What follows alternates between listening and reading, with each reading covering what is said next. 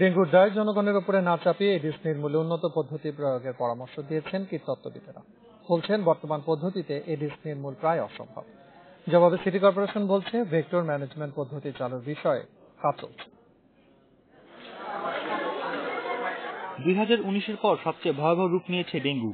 এরই মধ্যে আক্রান্ত ছাড়িয়েছে 15,000। দক্ষিণ ঢাকার জুরাইন, শনিরাকড়া, যাত্রাবাড়ী এবং উত্তর ঢাকায় মিরপুর উত্তরাকে এরই মধ্যে হটস্পট ঘোষণা করেছে স্বাস্থ্য অধিদপ্তর। এই অবস্থায় এক সেমিনারে মশা নিধনের নানা অসঙ্গতির কথা তুলে ধরলেন কীটতত্ত্ববিদেরা। তারা বলছেন ওষুধ ছিটিয়ে বা ফগিং এ মশা নির্মূল করা এখন আর সম্ভব নয়। কীটনাশক অ্যাপ্লাই করার পরে এই 30 ফিট 40 ফিট দূরে 30% মশাও মরেনি এবং লার্জ সাইডে 20% মশাও মরেনি। এটি কিন্তু মনিটরিং এর মাধ্যমে বেরিয়ে আসবে। এডিসের বেলায় এই ঢাকা শহরে অন্তত, অন্যান্য জায়গায় কিছু কাজ আলাদা হয়েছে।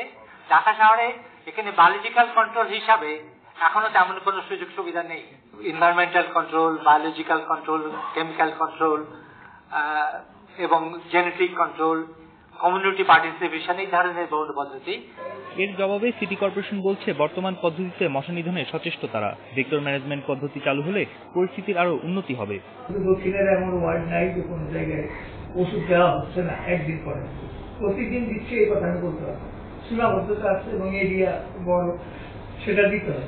কিন্তু পরীক্ষিত নয়, মানে কিভাবে এটা হবে, কিভাবে আমরা ইমপ্লিমেন্ট করব, বাংলাদেশের জন্য কতটুকু উপযোগী এবং সেটা ডেফিনেটলি আমাদের জন্য ভালো কার্যকর হবে কিনা। হ্যাঁ, আমরা আশা করতেই পারি যে সেটা ভালো কার্যকর হবে। ডেঙ্গু প্রতিরোধে এডিস নির্মূলের পাশাপাশি এখনই কিউলেক্স মশা নিয়ন্ত্রণে আনা না গেলে আগামীতে পরিস্থিতি আরো খারাপ হতে পারে বলে সতর্ক করেছেন কীটতত্ত্ববিদেরা। বন ইবনে কামাল, ইন্ডিপেন্ডেন্ট নিউজ, ঢাকা।